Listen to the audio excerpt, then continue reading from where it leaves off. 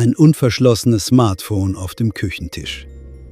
Eine rote Schwellung auf der Wange einer jungen Frau. 4 Schüsse aus einer illegalen 7,65 mm Pistole im Flur eines Mehrfamilienhauses. Was am 14. Oktober in einer Großstadtwohnung geschah, begann Monate zuvor als eine alltägliche Krise und endete in einer minutiös geplanten Tragödie. Die Ermittlungen dauerten mehrere Wochen. Die Wahrheit versteckte sich nicht hinter einer einzigen Spur, sondern hinter einem Netz aus Lügen, Handydaten, einer anonymen Prepaid-Karte und einem Geständnis, das erst unter Druck herausbrach. Dies ist die Geschichte von Bastian und Franziska Wenger, von Ewald, von Markus und von dem, was aus Eifersucht, Kontrolle und Gier werden kann. Bastian und Franziska Wenger waren seit knapp einem Jahr verheiratet. Ihre Wohnung im 1. Stock eines modernen Neubaus war geschmackvoll eingerichtet. Holzregale voller Bücher, eine offene Küche mit Marmorarbeitsplatte, ein kleiner Balkon mit Blick auf die Straße. Bastian arbeitete als IT-Projektmanager in einem mittelständischen Unternehmen. Er war der Hauptverdiener und das war ihm wichtig. Franziska arbeitete halbtags in einer Marketingagentur und verbrachte ihre Freizeit in der Küche, wo sie mit neuen Rezepten experimentierte und Brot für Freunde backte. An einem Dienstag im Frühjahr kehrte Bastian um 14 Uhr nach Hause zurück. Normalerweise kam er nicht vor 18 Uhr. Franziska hörte die Wohnungstür und tritt aus der Küche in den Flur. Bastian stand da, den Rucksack noch auf dem Rücken, die Jacke zugezogen, als hätte er vergessen, sie auszuziehen. »Bastian? Was ist passiert?« Er setzte sich an den Küchentisch, ohne die Jacke abzulegen. Seine Hände lagen flach auf der Tischplatte, die Finger zuckten leicht. »Sie haben mich entlassen, Franzi. Fristlos.« Franziska ließ sich auf den Stuhl ihr gegenüber sinken. »Warum?« »Eine anonyme E-Mail an die Geschäftsführung«, sagte Bastian mit rauer Stimme. »Ein altes Foto von mir auf einer privaten Party. Sie behaupten, ich hätte vertrauliche Firmendaten weitergegeben. Es gab keine Diskussion, keine Anhörung, nur die Kündigung und die Aufforderung, meine Sachen zu holen.« Franziska streckte die Hand aus und legte sie auf seine. »Wir schaffen das.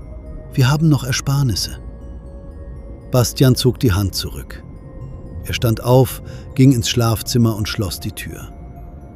2 Wochen später verlor auch Franziska ihre Stelle. Ihre Agentur baute Stellen ab. Als Halbtagskraft ohne lange Betriebszugehörigkeit stand sie ganz oben auf der Liste. Sie erfuhr es per E-Mail, während Bastian im Wohnzimmer saß und Bewerbungen schrieb.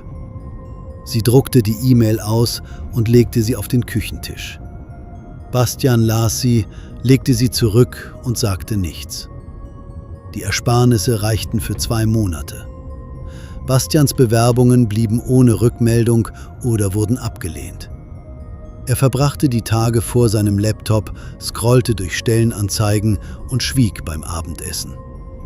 Die Mahnungen der Bank kamen per Post, die des Vermieters per E-Mail. Franziska öffnete sie und legte sie auf den Küchentisch. Bastian las sie, legte sie zurück und sagte nichts. Im 3. Monat der Arbeitslosigkeit kam Sonja zu Besuch, Franziskas beste Freundin. Sie saßen in der Küche, während Franziska mit schnellen, präzisen Schnitten Gemüse zerkleinerte. Sonja beobachtete sie eine Weile schweigend, dann lehnte sie sich über den Tisch. »Franzi, du verschwendest dein Talent. Dein Essen sieht fantastisch aus. Und du hast diese natürliche Art, wenn du erklärst, was du tust. Die Leute würden dir stundenlang zuschauen.« Franziska legte das Messer beiseite. »Was nützt mir das? Die Bank hat heute die 2. Mahnung für die Miete geschickt.« »Du musst auf TikTok gehen«, sagte Sonja. »Ein Kochkanal. Schnelle, einfache Gerichte für Studenten und junge Familien. Du nimmst kurze Videos auf, ich helfe dir beim Schneiden und beim Algorithmus. Wenn du genug Follower hast, gehst du live. Die Zuschauer schicken dir Geschenke, die du in Geld umwandeln kannst.« Kooperationen mit Lebensmittelmarken kommen später dazu. Franziska schüttelte den Kopf. TikTok? Ich weiß nicht mal, wie man ein Ringlicht aufstellt. Das lernst du in einer Stunde, drängte Sonja. Es bezahlt eure Miete. Als Franziska Bastian am Abend von dem Plan erzählte, sah er sie lange an. Er lehnte an der Küchenzeile, die Arme vor der Brust verschränkt. Du willst dich im Internet präsentieren? Vor Millionen Fremden? Dich von anonymen Profilen bewerten lassen? Bastian, wir haben kein Geld mehr. Der Vermieter droht mit Räumung. Ich versuche es für einen Monat. Wenn es nicht funktioniert, lösche ich den Account. Bastian drehte sich um, ging ins Wohnzimmer und schloss die Tür. Er stimmte nicht zu, aber er protestierte auch nicht mehr. Die Angst vor dem sozialen Abstieg ließ ihm keine Wahl. Die ersten Videos auf dem Kanal Kochen mit Franzi erreichten nur wenige hundert Aufrufe. Franziska filmte sich beim Kochen mit ihrem Smartphone, das auf einem improvisierten Stativ aus Büchern stand. Sonja half ihr beim Schneiden und beim Einstellen der Beleuchtung.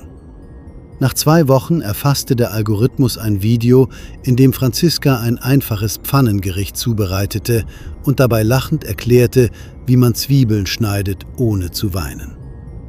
Die Aufrufzahlen stiegen auf 50.000, dann auf 100.000. Täglich kamen neue Follower hinzu. Franziska kaufte sich ein Ringlicht, ein besseres Mikrofon und begann 3-mal pro Woche live zu gehen. Während der Livestreams interagierte sie mit den Zuschauern, beantwortete Fragen, lachte über misslungene Versuche und zeigte, wie man aus wenigen Zutaten ein vollständiges Abendessen kochte. Die virtuellen Geschenke, Rosen, Löwen, Sterne, blinkten ununterbrochen auf dem Bildschirm auf. In der 3. Woche überwies die Plattform 2.000 € auf ihr Konto. Im folgenden Monat waren es 4.000. Franziska kaufte sich ein neues Kleid für die Kamera, investierte in teurere Zutaten und bezahlte die ausstehende Miete. Sie brachte Bastian die Umsatzübersicht auf ihrem Smartphone. Bastian, schau mal, 4.000 € diesen Monat. Die Schulden sind fast weg. Bastian blickte auf die Zahlen, dann auf Franziska. Er nahm das Smartphone nicht in die Hand. Schön für dich, sagte ihm leise, stand auf und verließ die Küche. Bastian begann die Kommentare unter Franziskas Videos zu lesen. Er saß abends auf dem Sofa, das Smartphone in der Hand, und scrollte durch die Profile der Männer, die ihr schrieben. Besonders ein Name tauchte immer wieder auf: Markus.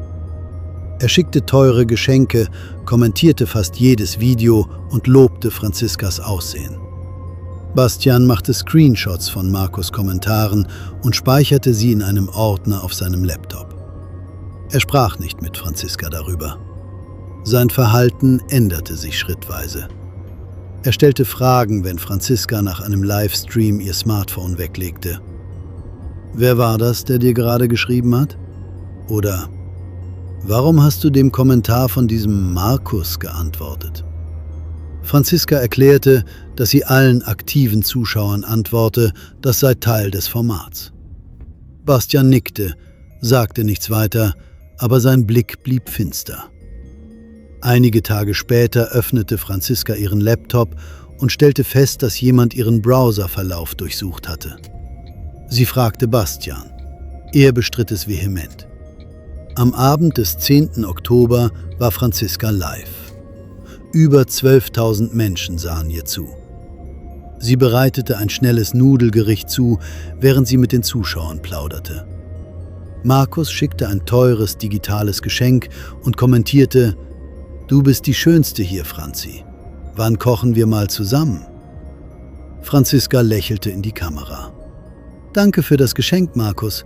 Mal sehen, wer die Zutaten besorgt.« In diesem Moment öffnete sich die Küchentür. Bastian trat ins Bild. Er griff nach dem Stativ des Ringlichts und riss es zu Boden. Das Smartphone flog auf die Fliesen, der Bildschirm zersplitterte, die Verbindung brach abrupt ab. 10.000 Zuschauer sahen von einer Sekunde auf die andere nur noch einen schwarzen Bildschirm.